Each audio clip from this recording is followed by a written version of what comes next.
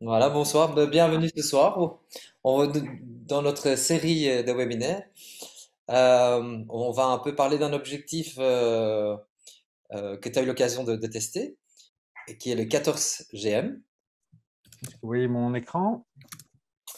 Je le vois très bien. Est-ce que vous le voyez aussi? Bonsoir, Eve.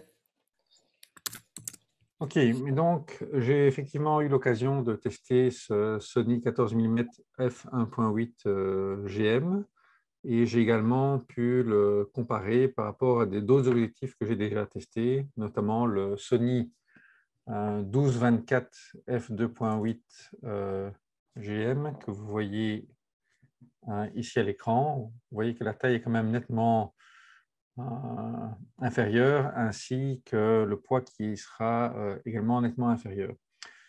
Euh, j'ai donné par comparaison également le Sigma 14-24 mm f2.8 DGDN, qui est aussi nettement plus imposant. Euh, ça ne se voit pas tellement ici, mais en termes vraiment de poids et d'encombrement, on a vraiment quelque chose qui est nettement plus discret et léger, avec bien entendu une ouverture plus de 1 stop meilleur sur ce 14 mm. Et j'ai également pu le comparer aux autres 14 mm du marché. Et vous voyez que par rapport au seul autre 14 mm f1.8 qui existait sur le marché, celui de Sigma, c'est un vrai monstre à côté. Le poids est plus de 2 fois supérieur et la taille est également nettement supérieure. Et comme on le verra, en fait, les performances du Sony sont nettement supérieures à celles du Sigma, dont la conception date déjà un peu puisqu'il a été conçu pour les réflexes à l'origine. Il y a également en monture Sony le Samyang 14 mm f2.8 avec autofocus qui date un peu, mais dont les performances sont largement inférieures, que ce soit au Sigma ou au Sony 14 mm. Et vous voyez que la taille n'est pas radicalement différente entre les deux, à part que le 14 GM, il a une ouverture nettement meilleure puisque c'est f1.8 versus 2.8. Si on veut regarder des chiffres, Allô, Marc? oui, On a une petite interférence.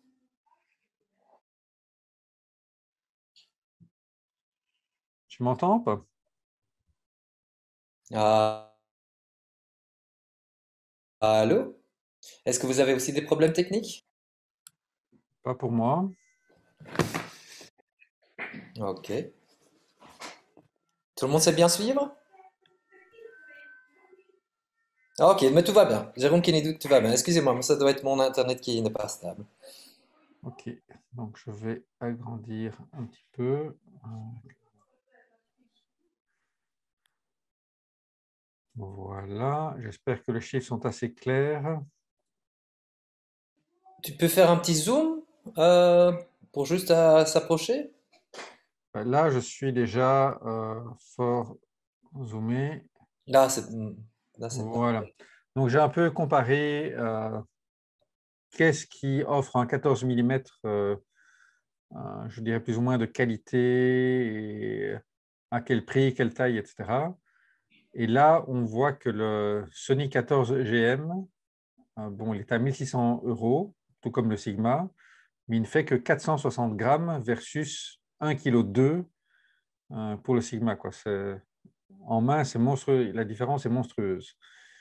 Et le Sony GM se paye le luxe d'être même plus léger que le Samyang, qui lui n'ouvre qu'à 2,8 et dont la construction est nettement plus plastique que celle du Sony.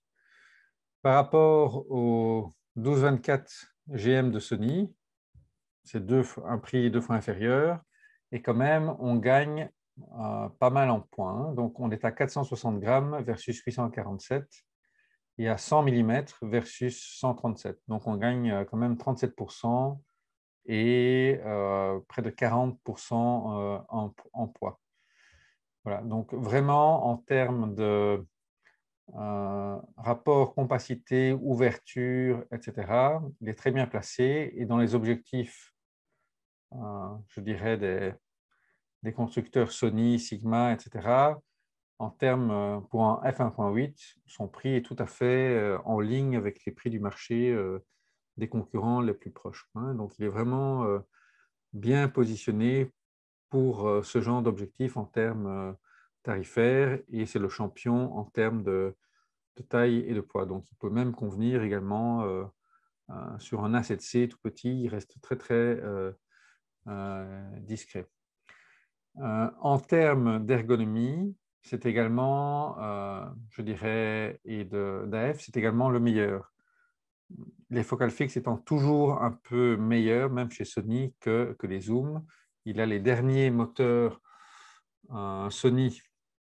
Donc, en termes d'AF, même si sur un 14 mm, ce n'est pas l'essentiel, l'AF est parfait, très rapide.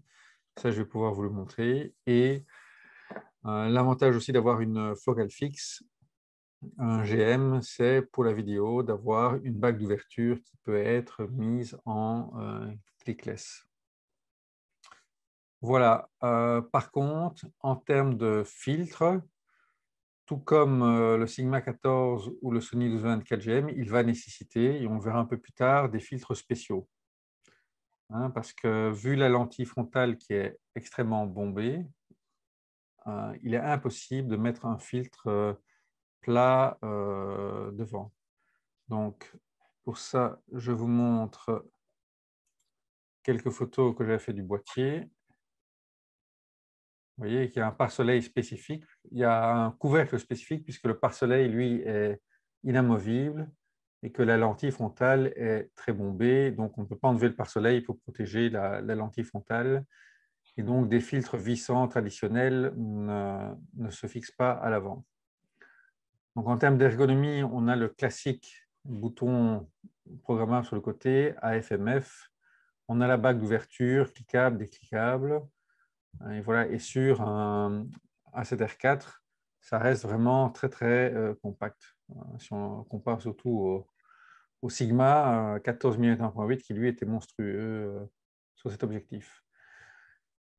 Alors, quels sont, en standard, Sony offre une solution pour pouvoir mettre des filtres et c'est de mettre des filtres à l'arrière. Et donc, soit on utilise des gélatines qu'il faut prédécouper, il y a un gabarit qui est fourni par Sony, soit des fabricants tiers ont fabriqué une série de filtres qu'on peut adapter dessus. Je reviendrai dans quelques moments sur les filtres, mais je vais d'abord passer sur les caractéristiques et les photos réalisées, je dirais, avec cet objectif. Est-ce qu'il y a des questions pour la partie plus matérielle? Je ne vois aucune question qui rentre, Marc. Oui. Je vois Eve qui demande quelque chose pour le filtre, mais comme tu dis, Voilà, je vais juste montrer peut-être en live. On va revenir ici. Attendez un petit instant. Ça ne fonctionne pas. Pourquoi? Attendez un petit instant. Est-ce que vous voyez l'appareil? Oui, Voilà, vous voyez la lentille frontale, elle est vraiment très bombée. Vous voyez la compacité de l'objectif monté. C'est vraiment tout petit et la bague d'ouverture, cliquable, décliquable comme d'habitude. On a le bouton ici et puis on a vraiment alors une variation continue du diaphragme. Et ça reste plus discret qu'un zoom 12-24 GM, etc. Donc très discret, très léger, on ne sent pas l'objectif. Voilà. Donc, d'un point de vue, pour les critères principaux, je vais un peu les passer en revue, mais vous trouverez, je dirais, tout ça dans mon article sur Sony Alpha Blog. Vous retrouverez tous les commentaires détaillés, les exemples de photos, etc. D'un point de vue carte du piqué, qui est un critère très important pour ce genre d'optique, surtout si on utilise un capteur haute densité, genre 42, 50 ou 61 millions de pixels, on voit que dès f1.8, les performances sont déjà excellentes au centre et à f2, on est déjà dans le grade outstanding. Donc, c'est la meilleure performance de tous les 14-15 mm qui existent. Il n'y a pas mieux. Et même dans les coins soit en ultra grand angle sont toujours extrêmement difficiles. On a déjà du very good, donc du très bon dans les coins à pleine ouverture. Et quand on ferme à des ouvertures dites standards pour du paysage f5.6, f8, là, on est dans le outstanding sur tout le champ, etc. Là où le sigma, lui, à pleine ouverture, est juste bon et plafonne à du très bon dans les coins. Donc là, il y a une énorme différence en termes de qualité. Le Sony est largement au-dessus. Le Sony 12-24 GM, lui, ne démérite pas. Forcément, en tant que zoom, il est un peu moins bon qu'une focale fixe, mais il atteint quand même déjà des f2.8 excellent et very good dans les coins. Et à 5.6, il est extrêmement difficile de distinguer une photo prise par le zoom ou par la focale fixe. Donc, si comme moi, vous avez déjà le Sony 12-24 f2.8 GM, comme je ne fais pas très très souvent de la photo de nuit ou autre, où le 14 mm f1.8 pourrait être avantage en plus, moi je n'ai pas nécessairement l'intérêt d'avoir en plus le 14 GM, puisque l'incrément de qualité, même s'il est réel, est marginal si on a déjà le 12-24 f2.8 GM. Par contre, si on n'a aucun des deux et que c'est plutôt, on a déjà un 20 mm, un 24 mm, alors sans doute le 14 mm f1.8 GM sera un très bon choix et pas besoin d'investir dans le 12-24, sauf si le 12 mm est vraiment requis pour votre usage ou si la polyvalence du zoom est vraiment nécessaire, quoi. Mais donc voilà, les deux Sony sont vraiment, dans ce tableau où j'ai vraiment tout testé, sur cette focale 14 mm, sont largement au-dessus des autres. Et puis il y a une troisième place pour les Sigma, et puis les autres sont largement derrière, quoi. Mais donc, il n'y a que les deux Sony qui sont capables de vraiment exploiter le plein potentiel du capteur de 50 millions de pixels ou de 61 millions de pixels. Juste, je peux vous montrer quelques petits exemples de ma scène classique. Prise à f1.8, c'est déjà quasiment parfait au centre. Et à partir du 2.8, on a quelque chose qui est absolument parfait au centre et ça ne s'améliore pas vraiment, quoi. Alors, juste une petite photo. Ici, je vous montre la photo avant les corrections de distorsion et de vignettage et après. Vous voyez qu'il y a quand même une petite distorsion, mais qui est automatiquement corrigée en vidéo, en JPEG, et automatiquement corrigée via Lightroom. Il y a quand même pas mal de vignettage, mais de nouveau, si vous utilisez Lightroom ou Capture One, tout ça va être automatiquement corrigé. Des questions sur le piqué, le vignettage ou la distorsion? J'en vois pas qui sont rentrés. Alors, j'en ai une ici qui est par David Des sur Facebook. Il parle qu'il a un principal point faible. Donc, semble être sa distance minimale de mise au point, donnant seulement un facteur de grandissement de 0,1, un dixième. Ça, on peut le comparer aux autres. C'est tellement grand maintenant, je vais rapetisser un petit peu, sinon je ne sais pas où je suis. Donc,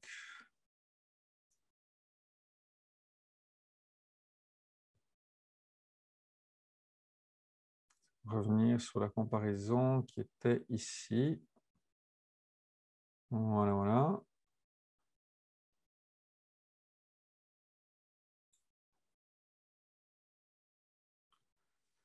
Voilà, il n'est pas, je dirais, le Samyang fait mieux, par exemple, à 20 cm au lieu de 25, mais le Sigma 1.8, qui est vraiment l'optique équivalente, fait encore moins bien, quoi. Mm. Donc, le meilleur, d'un point de vue de cette distance de mise au point et facteur de grossissement, sera le Nisi 15 mm f4, mais qui n'est pas du tout le même genre d'optique. Mais si c'est vraiment de la photo rapprochée qui est intéressante, il y a éventuellement un Laowa 15 mm également macro, qui lui permet d'atteindre des facteurs de grossissement de 1,15 mm et d'avoir tout l'arrière-plan pour de la macro, quoi. Donc ça, c'est un objectif assez spécifique, mais il est rare qu'avec un 14 mm, on cherche des faibles distances de mise au point. Celui-là est je dirais, dans la bonne moyenne pour une optique classique. Si vous cherchez une distance plus courte, pour faire de la macro, alors il y a le Laowa 15 mm f4 macro qui existe, qui est également testé sur le blog, si vous voulez. Alors, pour revenir, un petit point également sur le focus breathing. Il y en a un petit peu, mais moins que sur le 35 ou le 50 GM. Donc, le focus breathing, c'est le changement de cadre quand on passe d'une mise au point proche à une mise au point plus éloignée. Les optiques qui sont parfaites en vidéo n'ont pas de focus breathing, c'est-à-dire qu'on fasse une mise au point rapprochée ou loin, le cadre ne change pas. Ici, on voit quand même, ça c'est un petit défaut de l'objectif. Si vous comptez l'utiliser principalement en vidéo, il y a un peu de focus breathing. Alors, d'un point de vue aberration chromatique, il n'y a quasiment rien. Donc là, il est vraiment très très bon. Elles sont quasi nulles. Donc on peut shooter plein soleil à f1.8, on ne verra vraiment que très très très rarement des aberrations chromatiques. Donc le comportement est excellent à ce sujet-là. D'un point de vue effet d'étoile et sunstar, il y a de très beaux effets d'étoiles. Voilà. Ouais, c'est Okay. très joli. Par contre, ça c'est un défaut, mais qui est quasiment systématique dans les très grands angles, c'est le flare. Donc la résistance au flare par rapport à une optique 20 mm, 24 mm, etc. est, je dirais, assez moyenne. Vous voyez qu'on a des halos, on a toute une série de halos et d'effets parasites quand on est face au soleil. Si on cherche bien, mais si on compare par rapport aux autres 14 mm qui existent, au f2.8 GM, etc., voilà, on a quand même ce genre d'effet également qu'on voit apparaître, mais il est assez fort, je trouve, sur le Sony 14 GM. Donc c'est pas mal pour l'ultra grand angle, mais il ne fait pas mieux, ou même un tout petit peu moins bien que ses concurrents à ce sujet-là. Donc ça, c'est quelque chose à savoir, quoi. OK. Alors, d'un point de vue commun, donc le commun, c'est pour tout ce qui est l'astrophotographie. Donc, c'était assez nuageux quand j'ai fait les tests, donc j'ai fait ça avec un pointeur laser. C'est quand on fait l'astrophotographie, est-ce que les étoiles, quand elles sont sur les bords, s'allongent et deviennent des taches, ou elles restent bien nettes? Donc ici, et a priori, si on fait la photo de nuit, on va essayer de ne pas monter dans les ISO, donc on va shooter à pleine ouverture. C'est pour ça qu'on a un f1.8. Donc ici, je fais un petit zoom. Je ne sais pas si c'est vraiment fort visible, mais au centre, on voit que le laser rouge vraiment représente un point, il est parfait, ce qui est normal. Et sur les côtés,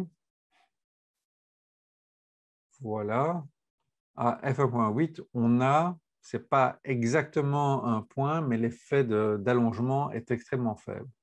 Donc, pour de l'astrophotographie, cet objectif est vraiment très bon, avec un coma très, très bien maîtrisé dans les coins.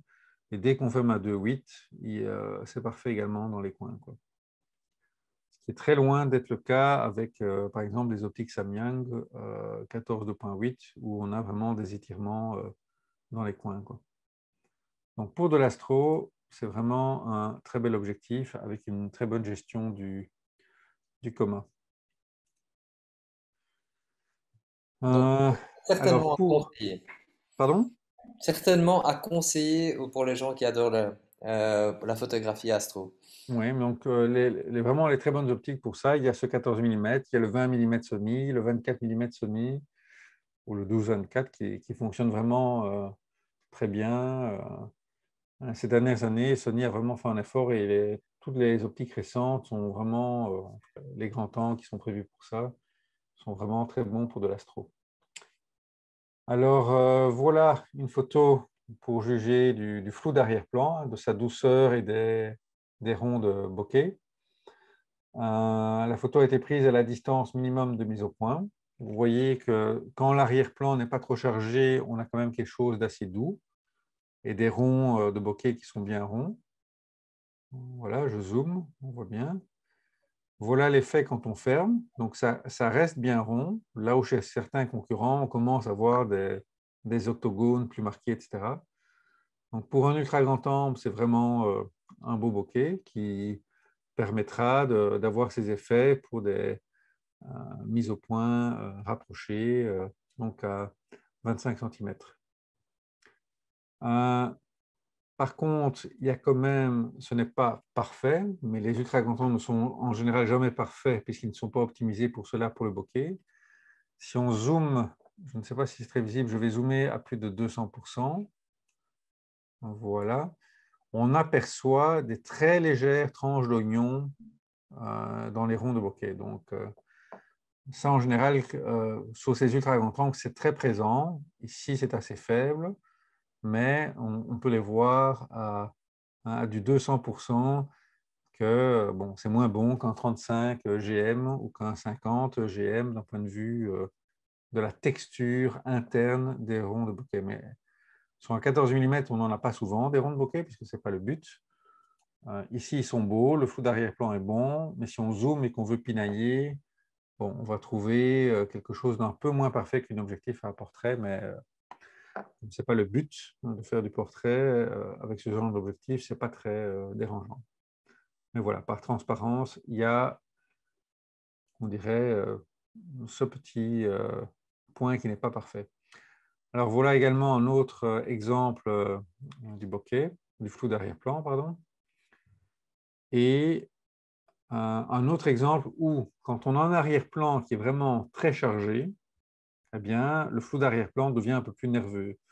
Vous voyez que quand il y a beaucoup d'objets ou du feuillage, c'est caractéristique, et très souvent le cas sur les ultra grands angles, ben, le flou d'arrière-plan n'est pas nécessairement des plus doux. Ben, on a ce phénomène classique sur ce 14 GM, et voilà l'évolution du bokeh et du flou d'arrière-plan en fermant. Hein, vous voyez que c'est un peu plus nerveux comme flou que ici. Ici, on avait très peu des choses très uniformes dans l'arrière-plan, donc le flou d'arrière-plan reste doux. Ici, on a beaucoup d'objets, le flou d'arrière-plan devient un peu plus dur et nerveux.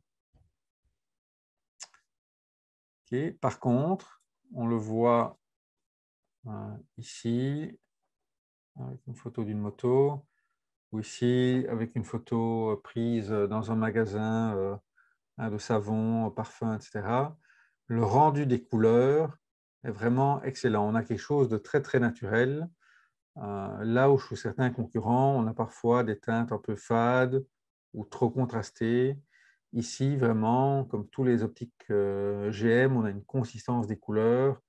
On a un rendu très naturel et on doit, en termes de couleurs, je n'ai vraiment pas dû corriger aucune des teintes de couleurs. Le rendu était bon vraiment directement. Hein, voilà quelques fraises. On a un beau rendu, aussi un beau flou d'arrière-plan là, pour de la proxy, quelques framboises. Hein, voilà des abricots avec, on voit dans le flou d'arrière-plan hein, des beaux ronds de bokeh qui, eux, sont ici, aucune tranche d'oignon, ils sont très bons.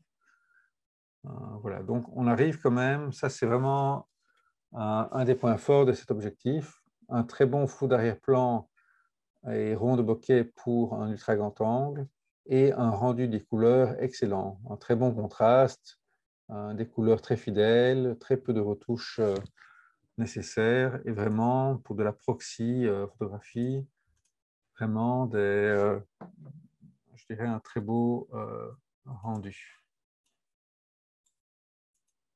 Voilà. Est-ce que vous avez des questions pour les couleurs, le bokeh, ou ces critères-là?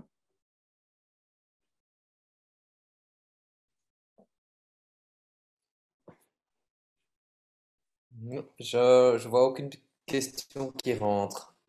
N'hésitez pas à demander des questions, hein. On est là pour ça ce soir. On est là pour vous guider, on est là pour vous montrer les objectifs et aussi pour répondre à vos questions. Mhm. Alors, j'ai fait une petite vidéo pour vous montrer la capacité de la Rafale. Donc, je vais le mettre en plein écran. Pas nécessairement mettre beaucoup de son. Ici, on va baisser. Voilà, ça c'était pris en rafale à du 10 images par seconde, à du 1.8. Et il accroche très bien, même si le sujet est très petit, quand il est à moyenne distance, il arrive à faire un suivi qui est vraiment très bon. Donc, si vous avez besoin de la F, même pour faire de la photo d'action, par exemple, à courte distance, aucun problème de suivi. Ça passe vraiment très bien. Alors, je vais revenir ici. Marc, je peux te demander, qu'est-ce qu'on a vu sur la photo? Parce que j'avais l'impression que c'était tous des morceaux de bones. Non, c'est du bois flotté, ça. Ah, ok. C'est une sorte de décoration là, que j'ai prise en photo, comme une lanière, mais avec des petits bouts de bois flottés. Hein. On fait des lampes aussi avec ce genre de choses. Mais là, c'était des petits bouts d'environ 10-15 cm en tresse. Euh, voilà, on voit toute la porosité du bois, etc. Ici. Voilà. Alors, ouais, ça, c'était quelques exemples vraiment de la rafale. Et on peut zoomer à 100%. Bah, le piqué est parfait, quoi, hein. C'est excellent comme piqué, tout est super net, avec un petit flou, avec le sujet qui se détache de l'arrière-plan, pris à 1.8. On a vraiment une mise au point ultra précise, quoi. Donc, aucun souci. Alors ici, je voulais vous montrer le piqué sur une situation réelle, donc sur un immeuble. Je ne sais pas si on va bien le voir euh, via le webinaire Zoom. Mais au centre, c'est parfait déjà, 1.8, c'est vraiment nickel. OK. Et si je fais, ça c'est la mise au Pour point les gens avec qui ne connaissent pas Bruxelles, donc on se trouve sur la place Roger. ouais, tout à fait. Et j'ai fait la même photo, mais avec la mise au point dans les coins. Et on a déjà, même dans les coins, quelque chose qui est vraiment très bon, même 1.8. Ce n'est pas encore excellent, mais c'est déjà très très bon et ça supporte déjà sans problème un agrandissement de plus de 1 mètre. Hein. On a vraiment quelque chose qui, jusque dans les coins, à 1.8, donne déjà de très bons résultats et qui vont devenir plus qu'excellents quand on ferme. Donc, ici, j'ai pris la même photo à 6.3 et quel que soit l'endroit de l'image, c'est excellent, superbe. On a vraiment quelque chose, partout où on regarde sur la photo, c'est nickel chrome, quoi. Il n'y a rien à dire, c'est parfait de bout en bout, quoi. Donc voilà, donc pour ce genre de photo, on va en général rarement shooter à f1.8 pour du paysage ou de l'architecture. On a vraiment des résultats parfaits sur tout le champ, quoi. Là où sur le Sigma, les coins laissaient à désirer, il fallait vraiment être à f8 pour obtenir l'optimum, et on avait juste du très bon, quoi. Alors voilà, là j'avais pris la réflexion à f16 sur le bâtiment, c'était sympathique aussi pour avoir cet effet de sunstar. Voilà, une autre photo où il y a du feuillage. Et là, on a vraiment tous les détails, toutes les fleurs dans les arbres. On a vraiment rendu parfait. On voit toutes les fenêtres, tous les détails d'architecture. On a vraiment une image très contrastée, croustillante. C'est vraiment un sans faute, quoi. Ça donne vraiment bien cette photo, hein, Marc? Ouais. Alors là, un piège des ultra grands angles. En général, comme l'angle est très grand, hein, c'est un ultra grand angle, on va avoir très souvent des zones très sombres et des zones ultra claires. Il y aura des contrastes énormes, vu la quantité, euh, je dirais, vu l'angle de champ. Donc la photo d'origine, c'est celle-là. Hein, prise à 1.8, la mise au point, elle est parfaite euh, sur les deux amis que j'ai photographiés, là, qui sont au centre. C'est nickel, mais elles sont complètement dans l'ombre. Et puis, il y avait un soleil qui, par contre, crame le reste de la Grand Place à Bruxelles, quoi. Donc, ces optiques ultra grand angle, c'est assez difficile parfois à utiliser dans certaines conditions lumineuses, puisqu'on aura ce genre de scène avec des zones complètement dans l'ombre, des zones complètement au soleil, qui seront difficiles à maîtriser. Mais là, c'est une des forces des capteurs Sony.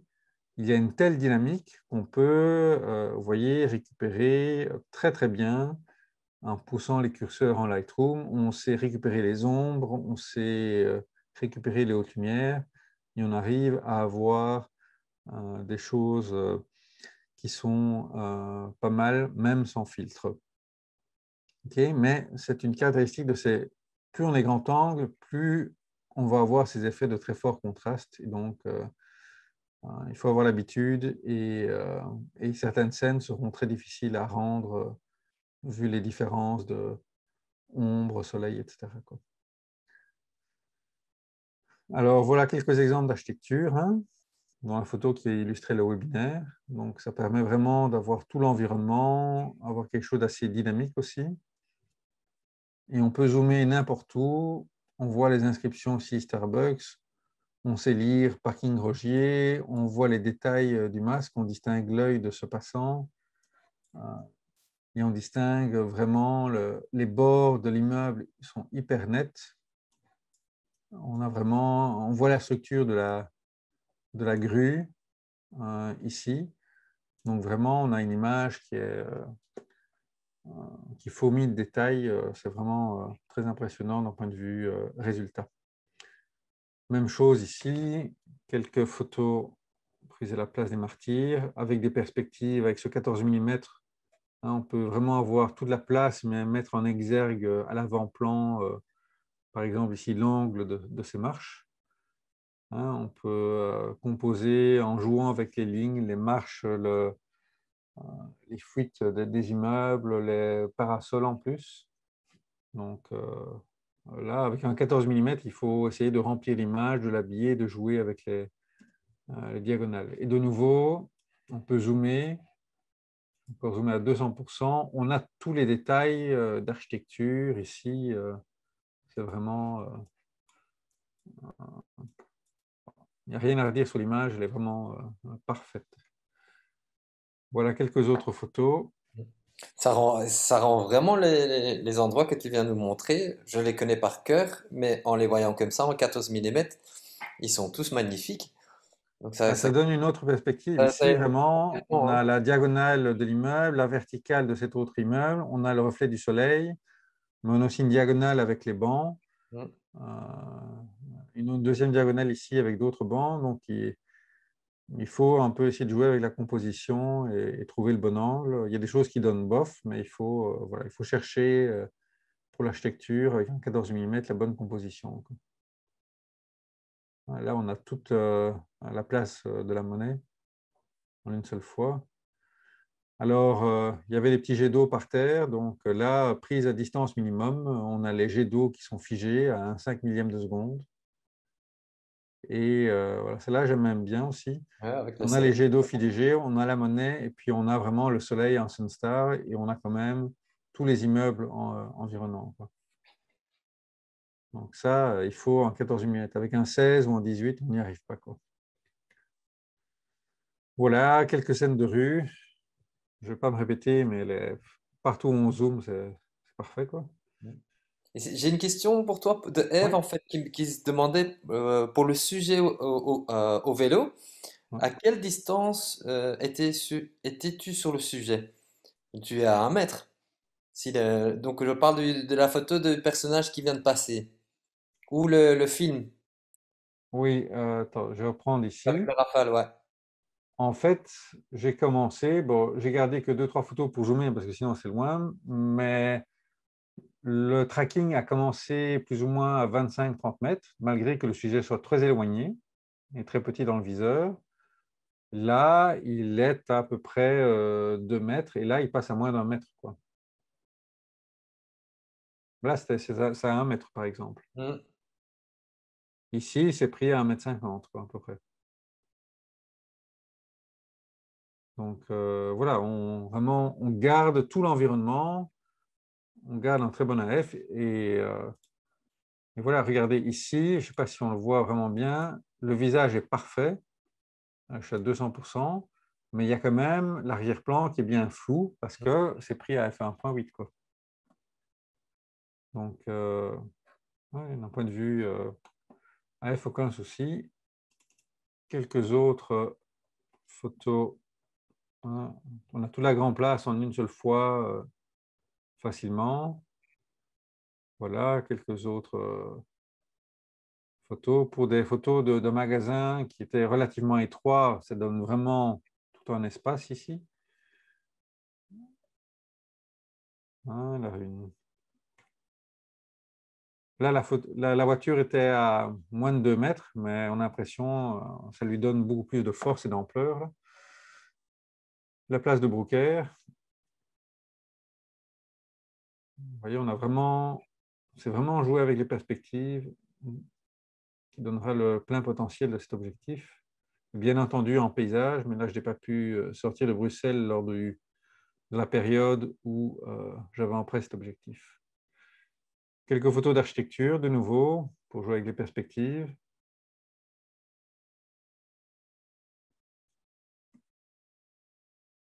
C'est tous des bâtiments que je connais très bien, mais que je ne vois pas comme ça. Et donc c'est Le tout. 14 mm, ça permet de voir l'ensemble du bâtiment. C'est plus large que ce que l'œil voit, donc on a des nouvelles perspectives qu'on n'a pas d'habitude. Alors, même si ce n'est pas le but, je vous montre quelques portraits. Donc, quelques portraits de groupe pris à différentes distances, pour voir également l'effet de déformation. Plus on s'approche, ça va quand même à un moment donné déformer les visages. Mais quand on zoome de nouveau, même pour les portraits, aucun souci, il y a des piqués. Donc, voilà, à moyenne distance, à courte distance. On commence à voir déjà l'effet de déformation. Et puis, de plus en plus court, et là, il y a quand même pas mal de déformation. Mais on a, voilà, l'œil est parfaitement net. Le eye autofocus a parfaitement fonctionné. Le deuxième œil est déjà flou à f1.8. Donc, si on veut faire des portraits un peu dynamiques ou spéciaux, hein, vu d'en haut, vu d'en bas, on va jouer alors avec la déformation des perspectives euh, en exprès, quoi. Donc voilà pour ces quelques photos. Je vais peut-être passer euh, au filtre plus en détail, sauf si vous avez des questions. Juste une question encore de F. À quelle distance mini pour ne pas déformer pour le portrait? Je dirais, la déformation, c'est toujours qu'est-ce qui est acceptable pour l'un n'est pas acceptable pour l'autre. Je dirais, allez, 2 mètres, 2,50 m au moins, pour être sûr de ne pas avoir de déformation, en étant centré, parce que si c'est sur les coins, il y a plus de déformation sur les bords. Mais vous voyez que les vélos sont passés à ici 1,50 m, 2 mètres maximum. Là, la perspective, la personne est un peu plus aplatie, mais elle n'est pas non plus déformée. Donc, pour moi, tout ça, c'est tout à fait acceptable. Mais ici, le vélo, on voit que la roue avant, elle est plus grande, nettement plus grande que la roue arrière. c'est la déformation du 14 mm. Mais est-ce que la personne, pour autant, est vraiment déformée? Pour moi, c'est tout à fait bon, quoi. Donc voilà, donc c'est 2,50 m, ça commence à être bon, je dirais, pour vraiment ne pas avoir de déformation. OK. Ok. Mais Marc, je pense qu'on va Euh, aller à la dernière partie du webinaire. ouais. J'ai également un exemple de vidéo, mais voilà, ça, vous pouvez le regarder peut-être sur le blog parce que l'exemple de vidéo fait dure 4-5 minutes. Je vais plutôt vous parler maintenant des filtres. Donc, je vais basculer ici. Euh, je vais basculer comme ça. Voilà, vous voyez toujours l'objectif. Donc, il existe principalement 3 types de filtres qu'on pourra utiliser sur cet objectif. Le filtre arrière, que je vous ai montré avec un petit gabarit. Mais là, je vous conseille plutôt le fabricant AIDA, qui a fait un adaptateur qui se place à l'arrière de l'objectif et qui est le même que ce soit pour le 14 GM ou pour le 12-24 GM. Et donc, c'est livré avec une boîte qui comprend une série de filtres comme ceci, qu'on insère alors à l'arrière de l'objectif. Ce ne sont que des filtres, bien entendu, ND. On ne peut pas mettre de filtre polarisant, puisqu'un filtre polarisant, il faudrait le tourner, un filtre gradué aussi. Donc, c'est une bonne solution pour ne pas avoir des gros filtres à l'avant, mais ça ne couvre que le besoin de pose longue de filtre ND. Et donc, pour montrer l'installation de ça, là, il y avait une petite vidéo. On les voyait ici.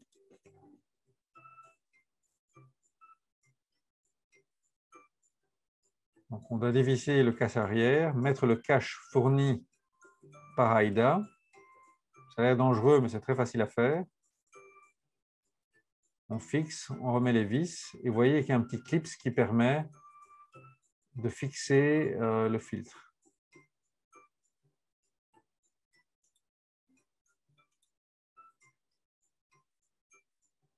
Voilà. Ça, c'est la fixation. On met le filtre et on le fixe, et c'est tout.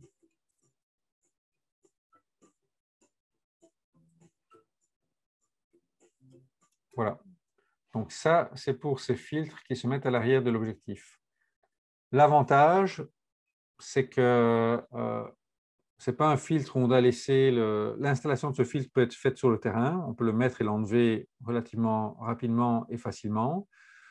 On n'expose pas le capteur, mais par contre, ce sont des filtres dédiés pour ce 14 mm ou pour le 12-24. Par contre, le prix reste très raisonnable. Je crois que pour les 4-5 filtres, on est à 150 € pour le système. Donc, c'est vraiment quelque chose de facile, pas trop cher. Et si les filtres ND, c'est tout ce qu'il vous faut, ça suffit amplement. Alors, l'autre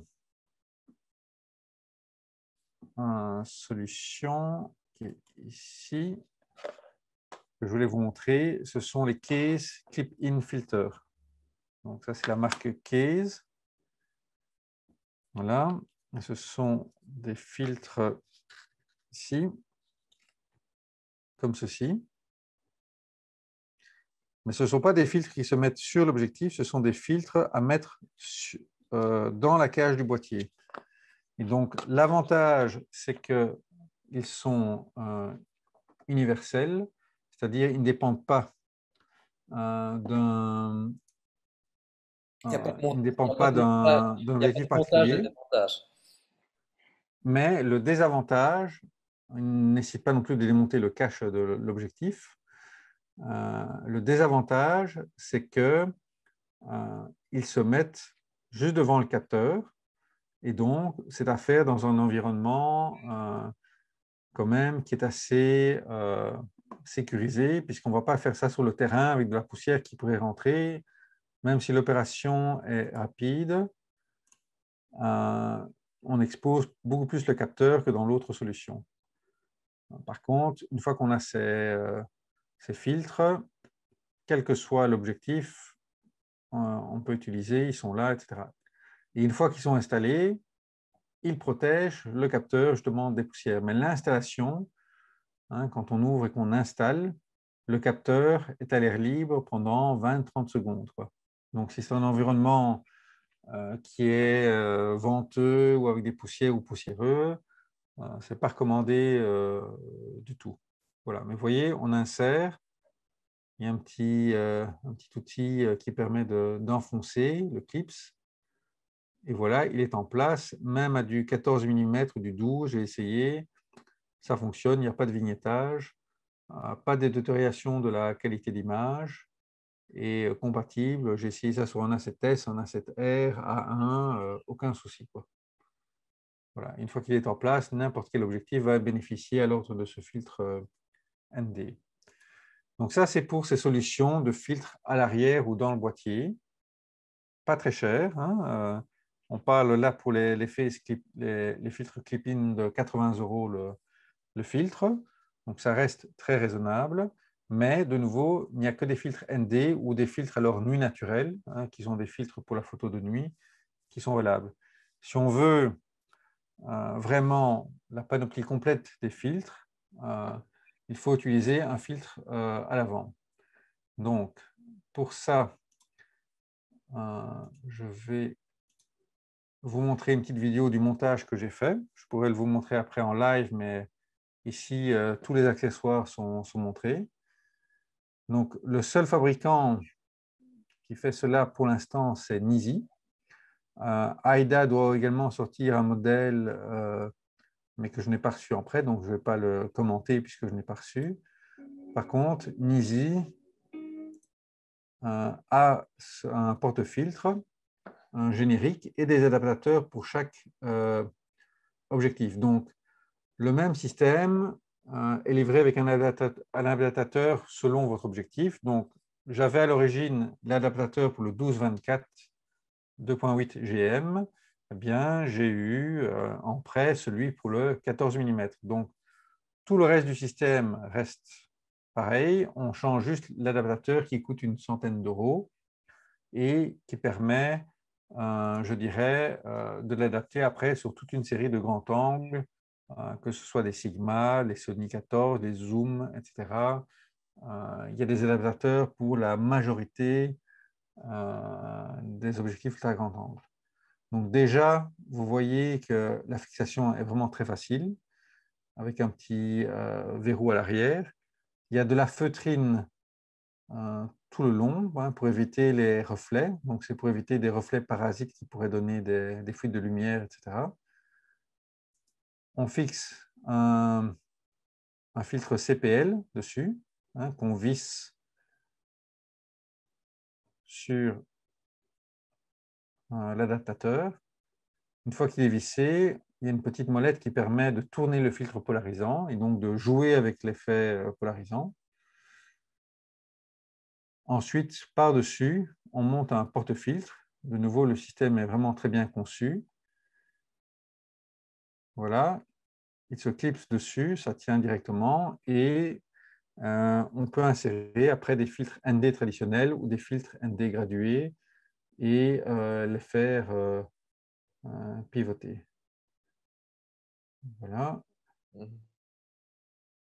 Voilà, mais c'est comme Eve dit. Elle dit, voilà, qu'elle a le Nissi pour le Sigma 20, un quatrième, 20 mm, un quatrième.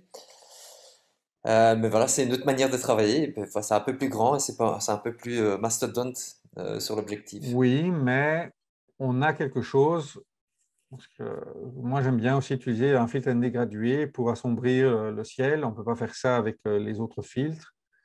Voilà, ici, ce n'est pas pour de la photo d'action, on prend son temps, on prend le trépied, on positionne, on change l'angle de rotation du filtre ND gradué, on peut superposer des filtres, ce qu'on ne peut pas faire avec les filtres à l'arrière. Là, c'est vraiment le kit complet. Les autres kits, c'est des kits, je dirais, pour des usages précis, mais qui sont beaucoup moins polyvalents. Donc voilà, ça c'est le système de porte-filtre. Et donc, je l'ai, je ne sais pas si la mise au point, elle est bonne, oui. Donc, je l'ai vraiment ici, hein. Et donc, on a cette bague qui vient se mettre et se fixer. Et c'est vraiment très facile.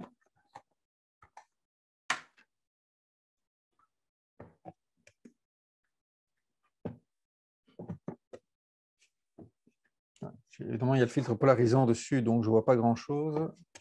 Normalement, on le fait. Voilà. On fixe, et voilà, il est fixé, quoi. Après, il suffit de rajouter le porte-filtre, les filtres, et puis on est parti, quoi. Voilà. Donc voilà, ça c'était pour l'utilisation de ces filtres. Je crois qu'on a fait le tour principalement. Je vais répondre aux questions maintenant. Hein, vous retrouverez le test du porte-filtre Nisi et de tous les autres filtres sont sur le blog. Hein, donc, vous pouvez consulter tout ça en détail si vous voulez. Je vous remercie beaucoup, Marc. Ouais. À toi Bonne aussi. soirée. Au revoir. Et à très bientôt. Au revoir.